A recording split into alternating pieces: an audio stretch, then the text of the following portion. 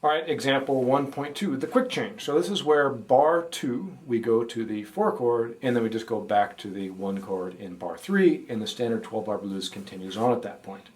Why would a quick change be a positive thing to use in the 12-bar blues? Well, the quick change versus the long, again, the melody kind of dictates. Mm-hmm. I think that pretty much, depending on the songs, whatever songs that you're into, the melody pushes to that 4 chord.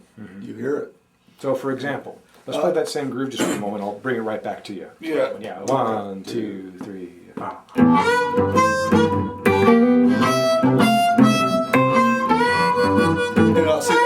See that melody you played there was a dead giveaway. Yeah. You moved it up to the 4, so da da da da da da. Yeah, and that's big Walter Horton's "Need My Baby." Yeah, and so perfect example. That melody, you almost hear it. You got to change, even if somebody didn't tell you it was a quick change. You almost got to assume by the melody. The other thing too that comes to mind about this, personally, I prefer I've probably told you this before. If I had to choose between long change and quick change just to play, I kind of like the quick change because it kind of pushes and drives the music a little bit more to me, especially at faster tempos. And it creates a little bit more interest. A little bit more movement. Yeah, because you're on that 1 for 4 bars, especially if it's a slow tune. It gets kind of redundant or repetitious. And obviously there's songs.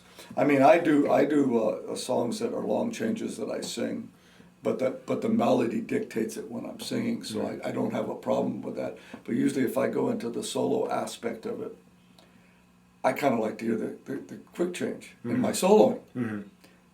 If it's not happening in the melody of the vocal part, then I want to hear it during the soloing. So you're saying that on the during the verses you might state a long changes? I might do long, yeah, like I do.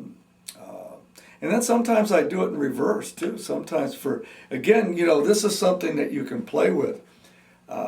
You could do quick changes during the verses, and then during the lead and the solos you could do long changes.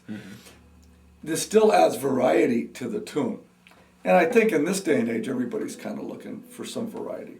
And blues, but this stuff has been going on way back when. Guys were looking for let's do it a little bit different. Let's do it that way. Let's do long changes on the solos, quick changes on the verse. And this is where the student's talking now, saying, "Well, how do you tell the band this?" So you're saying this would be communicated in the open. Yeah, you'd have to explain it to the guys what you're doing, and especially if you had a group and you were doing a cover, say of some particular tune. Like I'll give you an example. I do "Sweet Home Chicago," and a lot of people do that with the. I like to do the long changes for the lead part. I don't want to, and I think a lot of people play it with long. But even when I'm not doing that hook, that's kind of a hook to that song. If I'm not playing the hook and I'm just playing something else, I want long changes.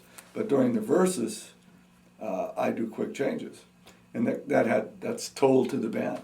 Yeah, I mean, a little reminder, verse means vocals. Because everybody, people do these songs, and who knows what version, you might have heard a version, I heard a version, it may not be the same. So our the way we learned it, so you just got to be upfront and tell the musicians.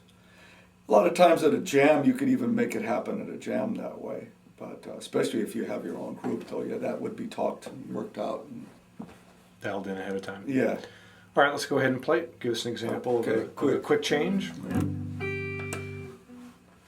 Same tempo? Sure, that's fine. 1, 2, 3, 4.